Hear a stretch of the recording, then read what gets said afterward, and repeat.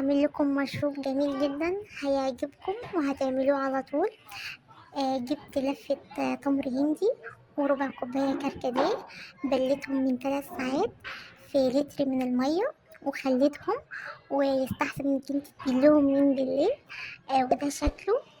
وهجيب مصفى كده وهفضل هنزل منه المية بتاعته، وهزود ازازة مية، لتر مية بالتدريج. هفضل ازود كده لغاية ما شكله هيبقى زي في الفيديو. هبص شكله الكركديه مع التمر الهندي ده شكله كده يبقى خلاص. وكده هزود مية تاني عشان كده القوام تقيل. يبقى انا زودت لترين من المية وده تالت واحد. هزود كده 3 مية، وهزود كوبايتين من السكر وهضربهم في الخلاط. التكة دي تفرق جدا، لازم تضربيه في الخلاط، بيغير طعمه، بيبقى طعمه تحفة تحفة. شايفين لونه وقوامه تحفة. يلا اعملوه جربوه قوليلي ايه رأيكم.